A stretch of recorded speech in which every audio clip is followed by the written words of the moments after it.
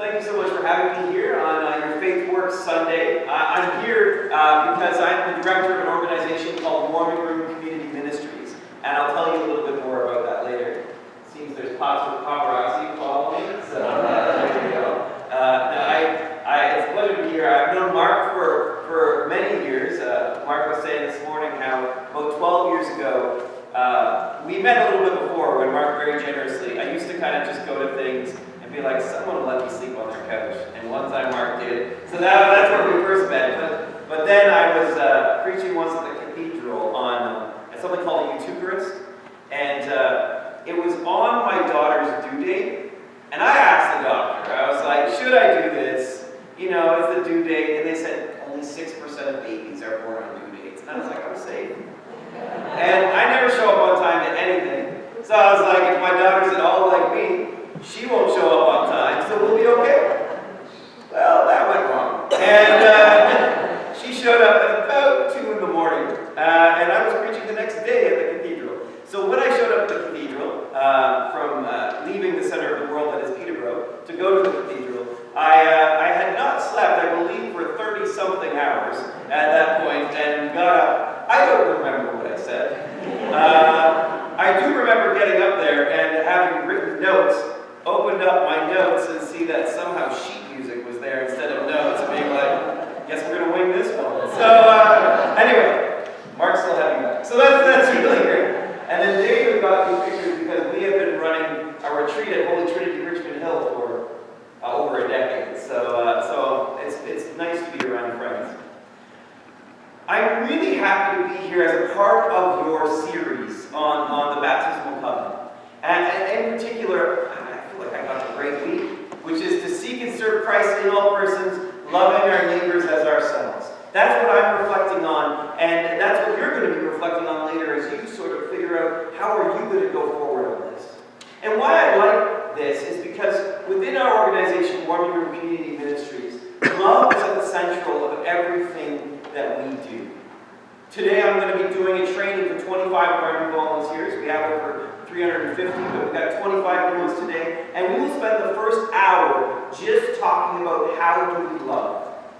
Because it's a lot more complicated. I mean, in our culture, we've sort of made love, we've either made it too exclusive or so washed out that it means nothing, right? We love our families, usually. We love we love those closest to us. We love some of our friends. But beyond that, we don't talk about love for other people. Or we say we love everything, right? I love your shoes. I love that bag. Love is either so exclusive or so washed out that it's not able to transform our community the way that it can, right? Because love, I believe, is the most transformative thing that we can engage. And when we begin to look at how Jesus talks about love, when he calls us to love our neighbors as ourselves, when we look at that and who Jesus defined as our neighbors, all of a sudden we're pushed to new limits. Jesus basically says, you know that person that really annoys you, that's your neighbor. And that gets hard. If I can't love my brother, how am I going to love that person who bugs me all the time, right? So love becomes really, really complicated, and yet that's what we're called to do. And Warming Room Community Ministries was birthed basically as an experiment. An experiment to say, what if we were to start an organization that's goal is to love those that people say are unlovable? If we no longer ask the question, who's deserving and who's undeserving, but instead say, everyone's deserving of love, how are we going to do it? And that's sort of how we were birthed. That's how we, and it came out of the kind of some crises that happened. Our mission statement is, Warming Room Community Ministries exists to address homelessness, food insecurity, and social exclusion in the city of Peterborough through meeting immediate needs, breaking down the barriers that exist within our community that cause such needs, and addressing social change. And so that's what we try and do. And we as I said, we birthed out of kind of a crisis. You see, I still am, a minister at St. John's Anglican Church. I'm a deacon there. And I was very involved in anti-poverty activism. And what we found was happening is more and more people didn't fit the shelter system and were outside. And I ended up doing memorial services for people who had died as a result of that. And so we wanted to address that need. And so we started the warming room, which was a shelter that was for those who were unable to stay at any other shelter, the most complicated cases. I don't really know what I was thinking, I'm going to be honest with you. I was like, this is going to be easy, right? And we started with no money. It was like off the corner of my desk. I had 2 nursing students from Trent at the time working with me, and they're like, what's our project? And I was like, we're going to start a shelter. And they're like, okay, we've never done that. I was like, me neither, this should be great. And for the first year, we operated the shelter with 100% volunteers. We just only volunteers. We operated every night for 6 months, during the winter months. I sweat when I speak about that year. Everyone lived, but let me tell you, there were some terrifying moments throughout that time. But from that, we learned a lot of things. One is that the problem in Peterborough was much bigger than anyone thought. Because when we opened it up, more and more people started coming out of the woodwork, and we realized how big the problem really was. The second thing we learned is volunteers are amazing, but we also need staff. And so we from that point on, we began to operate the warming room as a shelter, which now is year-round, not just the 6 winter months.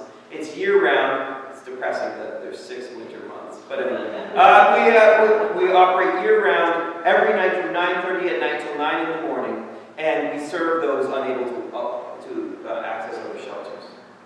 But from that, we wanted to begin to address more than just homelessness. And we also realized that those individuals who were staying with us had nowhere to go during the day. So we started One Roof Community Center. And One Roof Community Center exists in the basement of St. John's Anglican Church. It operates 7 days a week. We serve lunch and dinner every day, Monday through Friday, and we serve dinner on Saturdays and Sundays. We serve over 7,000 meals a month out of that place. So food, there's all kinds of food. Every day, there's usually about 120 at lunch and about 140 at dinner.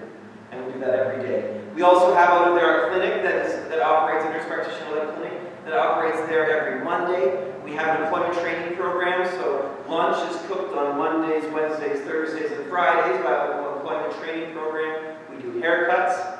And one of the really cool things about One Roof is that often new volunteers will come in and they'll come to me and they'll say, I can't tell who the volunteers are and who the participants are. And I was like, it's on purpose. You know, that's how we wanted to create it, because everyone is involved in making One Roof happen. And so there's an individual who stays at the warming room, who's homeless, who also teaches our bridge classes that happen. I have no idea how to play bridge, but so he teaches these classes every day, and then goes and stays at the shelter at night. Right? And so it's about everyone coming together and creating this space. After a few years of running the warming room, and especially when we were only running in the winter, we realized how important housing is. And I know it's an issue here, it's an issue all across Ontario, and we are in a housing crisis. And so we know that shelter is not the answer to housing, right? Housing is the answer to homelessness. And so what we did is we started something called our home program. And we found a generous landlord who was willing to rent us a home at a fairly reduced rate. We decided we are going to house those who everyone thinks are unhousable. We're going to prove that no one is unhousable. And so we have 7 rooms, and we're going to find 7 of the most complicated cases of individuals who've been homeless for a really long time and see what happens. And I can tell you, the majority of those individuals have been housed now for 2 years. And one individual, and this just shows the importance of housing, one individual had been staying at the warming room since we opened. And what would happen, especially when we were only open 6 months of the year, is that he would stay with us. And he was a young man, and his mental health every year began to deteriorate more and more and more, to the point that he was almost nonverbal. And what would happen is every year he'd stay with us for the winter months, and then he would just sneak in places until he got arrested, and then be in jail for the majority of the summer, and then come back as soon as he was released and stay with us. And we decided this man needs housing. But the problem was, because he was virtually nonverbal, you couldn't have conversations with him. You couldn't have a conversation about what he wanted, what he needed, anything like that. We also knew he received no assistance from the government. So he wasn't on Ontario Works, he wasn't on Ontario Disability, he received no money. So if we were going to rent to him, we knew we were getting nothing. All right, it was going to be a pretty easy lease. We didn't have to worry about rent, because there was nothing to pay. So what we did is we decided we are going to, put aside a room for him. But the problem is, every time we go and talk to him, he just wouldn't acknowledge that we were there. But we were bound into him. He was going to get a house. So one day, our staff were sitting there, we're like, how are we going to house him? What does he love? And someone was like, he loves pizza. When we had pizza at the shelter, he would be all over that pizza. We're like, okay, we're going to be creepy here. And so what we did is we bought a pizza, we put it in the house, and then we walked the streets and we found him. And we're like, hey man, if you follow us, we got pizza. Now obviously that's totally wrong and very creepy. And he didn't listen to what his mom had told him, and he followed us. And we walked and we went to the house, and we get the pizza nicely laid out. And he sits down and he's eating. And we're like, hey, so now that you're eating pizza, see that room there? You can sleep there tonight if you want. He was like, kept eating pizza. We're like, okay, that might be a yes. And then we're like, and you see that room down there? That's the washroom. You can shower there wherever you want. He's like, puts down his pizza, walks down the hall, has a shower, walks back, 2 more pieces of pizza, goes back to the washroom, has a second shower, and then walks back and finishes the pizza. And I can say that from that time, he slept there every single night.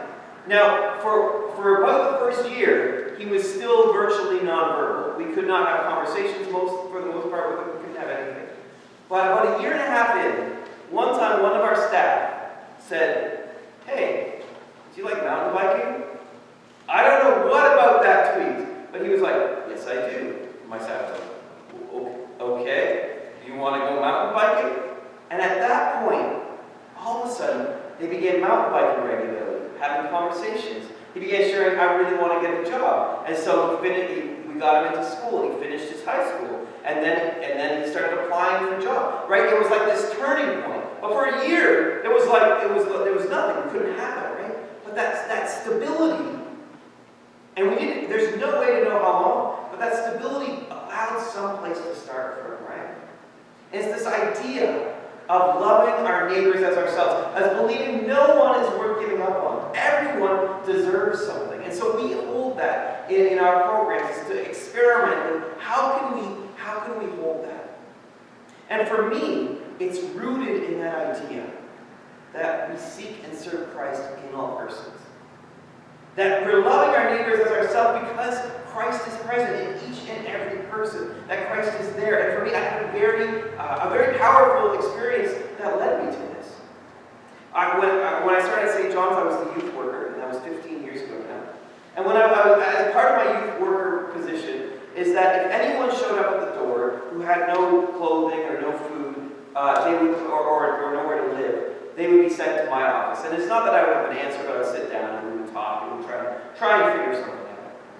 And so I'm sitting in my office one day, and this man knocks on the door. And he knocks on the door, he walks in and he's like, well, I just got kicked out of the shelter. What are you going to do for me? And I was like, cool. And you know that instant feeling where you're like, I do not like this person. You know what I mean? But I'm a minister, so I'm good at faking it. So I was like, come on, please, let me show you God's love, right? Sit him down. And when we start talking, and through our conversation, I did not like him anymore, right? He was telling me more and more things, and he was like, so, I just got out of jail. I was like, great, perfect. And he was like, he's like, I'm from Cape Breton, beat up a lot of people, and you need to help. What are you going to do for me? I was like, cool, man. So, I just need you to head out, come back in a couple of hours, I'll see what I can figure out. I'm not promising anything. So, this happened, right? And I'm sitting there, and I'm like, my first instinct is, I've got nothing for him, right? I'm not gonna put my neck out for this guy.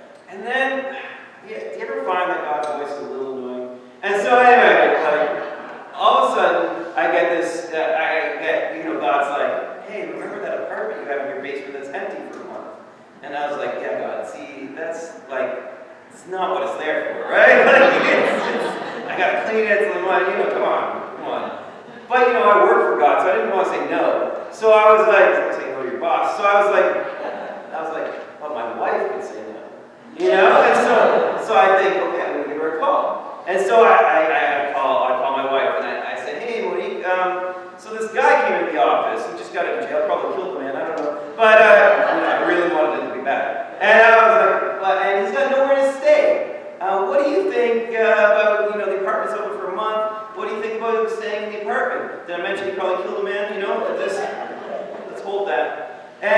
and she was like, yeah, no, that sounds fine, okay. I was like, no.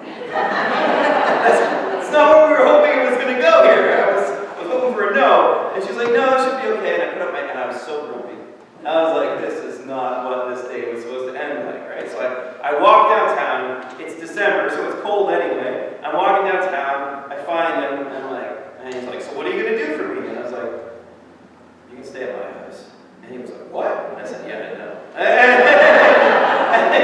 and so we begin to walk. And I was like, well, just so you know, I don't have a car, so you have to walk there. And he's like, it's okay. I was like, so we can say no. And so we begin to walk to my house. And I set him up like nothing special. I put a mattress on the floor and gave him a TV, and that was the extent of it. But over that month, we became friends. It was really weird. At first, it was just like the weird guy in the basement. But eventually, we became friends, right? We became close, and it was a really beautiful experience. But while we were doing this, he was trying to figure stuff out, and our system is so messed up. It's so difficult for people to get the stuff that they need, that by the end of that month, he just got so stressed out. And so it's Christmas Eve, and he called, and I go down to see how he's doing. He's like, Christian, you know what? This is just not working. I have no housing. I know you need me out for 6 days. I have nothing. I'm just going to start hitchhiking, and we'll see where it takes me. And it was a really sad ending to what I was hoping was going to be a really good, I was hoping we could figure something out. But anyway, he left that night. And it was really hard for my whole family. But eventually, about a few weeks later, we're kind of a couple weeks into January, I get a phone call. I answer the phone, and it's him. And he's on the other end, and he is hammered. Like, he is so drunk. And I answer, I'm like, hello? And he's like, Christian, I need to see you now. I do not want to see you right now, right? Like, this is not, it's a cold night in January, and I was like, okay, where are you? And he's like, the Rock Haven. If you know Peterborough, the Rock Haven is not the hotel you want to go to late at night to visit someone, right? Like, it's a dirty hotel. It doesn't even exist anymore. I was like, oh good, the Rock Haven, perfect. So I get in my car, and I begin driving, and I hope for a minor accident. Just something that will make it so I don't have to go. And, but regrettably, I get there safely. And I pull in, and I go to the front desk, and I say, hi, I'm wondering if so-and-so is here. And she's like, I don't know who that is. And I was like, he's really, really drunk right now. They're like, room 4. And I was like, perfect. So I walk down to room 4, and I knock on the door, and he opens it out, and smoke billows out, and he goes, Christian, and he walks out, and he's butt naked. And he goes for the drunk, I love you man hug, and he hugs me, and I'm like, seminary, which is not prepared to go. They like talk all about boundaries and stuff. What do you do when a drunk, So, you try to hug. And so we go into the hotel room, and he covers up with a face cloth, and we begin to have, to talk. And his first thing he says to me is this. He says, Christian, if anyone ever touches you or your family, I will kill them. And I knew he was serious. So I had to say, please don't. I want no bodies because of my family. All right, we're fine, no one's hurt us. The second thing he says is this, and this hit me really hard, because for my whole life, this passage that has always spoke to me in Scripture, spoke to me, sometimes terrified me, sometimes inspired me, always challenged me, was that story of where Jesus talks about the sheep and the goats. That story where it talks about when the Son of Man comes in all his glory, he'll separate them like the sheep and the goats. And to those on his right, he'll say, come into my presence.